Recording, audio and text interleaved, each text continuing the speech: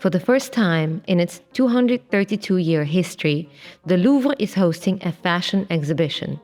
3 of the top 10 most visited exhibitions ever held at New York's Metropolitan Museum of Art focused on fashion over the last decade.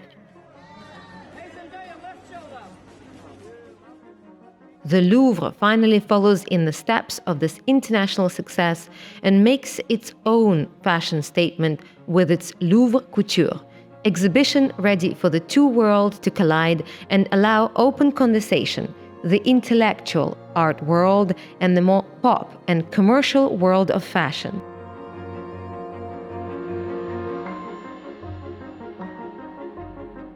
What would be rather controversial 50 years ago is now a lifeline to museums to attract new audiences and a way to see beyond Mona Lisa. Ready to have a walk and see for yourself?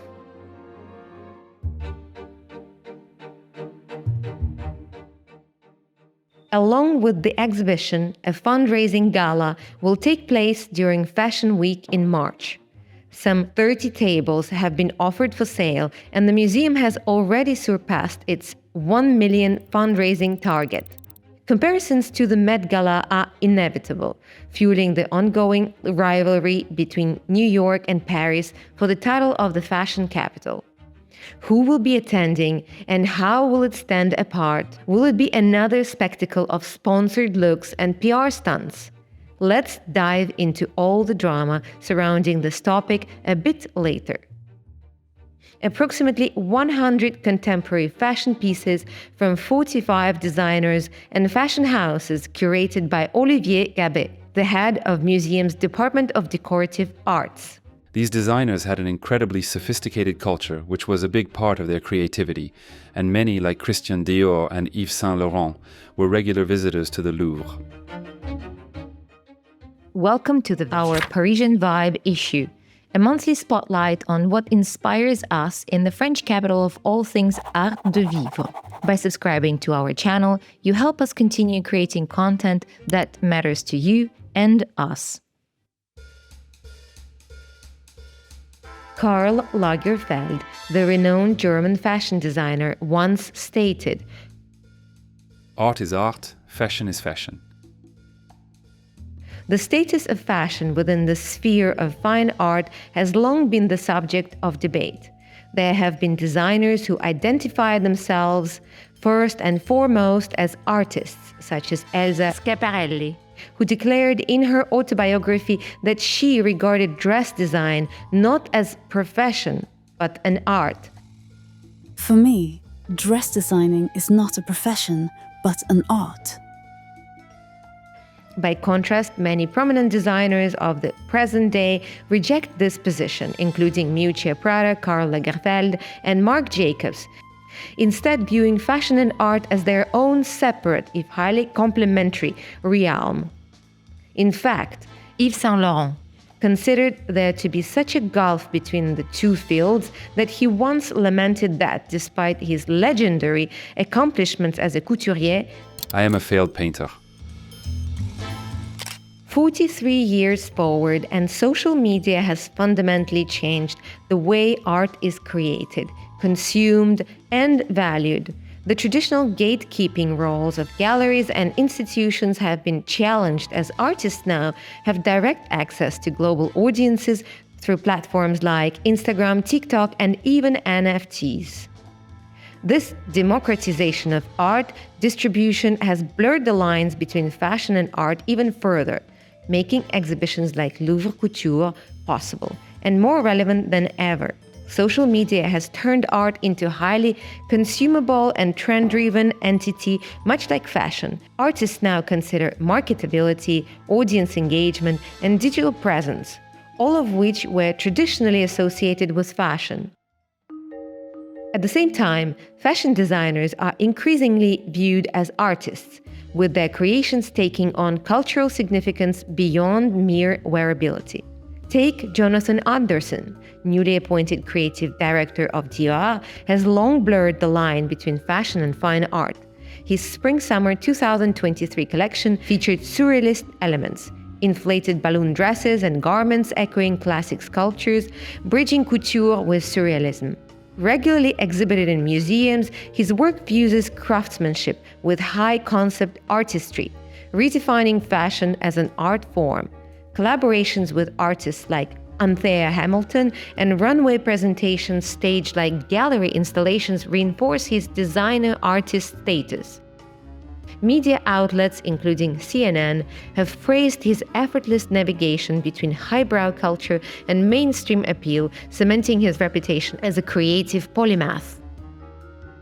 Will the Louvre exhibition manage to strike the right balance and establish a meaningful, authentic connection between the two through its exhibition and fundraising dinner?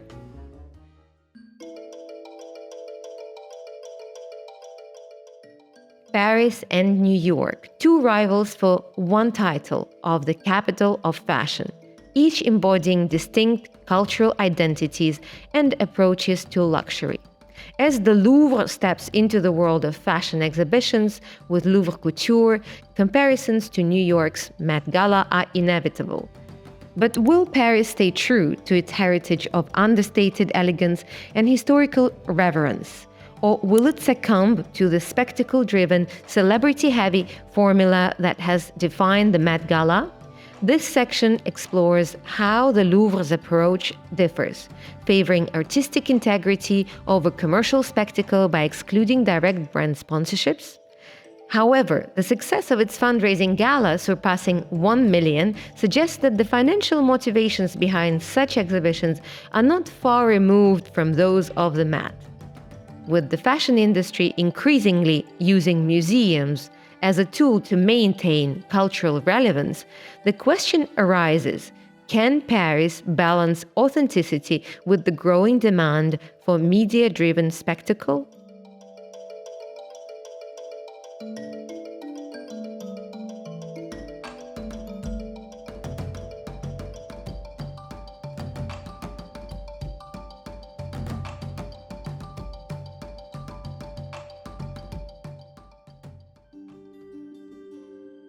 Fashion pieces, including those from living designers, blended into history, showing how these were inspired by the items and things not necessarily obvious to the naked eye, offering a glimpse of what creatives often keep to themselves, their sources of inspiration and mood boards.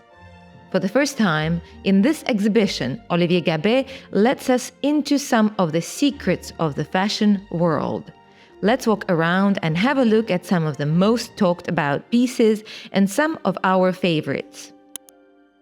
This 3D printed gown was produced using computer-aided design. Standing next to its inspiration full of history, the armor of Henry II at the Louvre, Demna explained, with modesty and grace, "Making clothes is my armor." Critics viewed this as a design of a modern Joan of Arc. Thierry Mugler's metal body with diamond motifs in collaboration with Jean-Pierre Delcros reminded us of another interpretation of the topic of armor, probably a much more seductive version, and one which is open to interpretation since no explanation was offered by the exhibition. This was a stunning piece to admire. Look closely into this room to find the pieces and elements that inspired this design. Did you spot it yet? This 18th century filled room served as the inspiration for his last Chanel collection. Look closer at the chest of drawers and you will notice the similarity of its animal and floral motifs, which are also found on the jacket. Walking into yet another room filled with tapestries, ones we no longer hang on the walls of our modern homes, you can spot a character in the middle of the room who seems to have jumped straight off one of these artworks. The medieval camouflage Bambi printed suit, complete with a complementary hat imitating the antlers of a large deer. Jean-Charles de Castelbajac is in his element, designing with humor and always offering a surprise. Religion, mosaics, and architecture come together in one stunning piece of fashion or art, welcoming you at the beginning of the exhibition. This piece seamlessly fits in with its golden opulence and historical significance. Inspired by the construction of Monreale Cathedral in Sicily, it is adorned with mosaics set against a gold background. The angels' heads depicted in the mosaics of Torcello are relatively modest compared to the grandeur of Monreale, yet they finally illustrate the art of that era.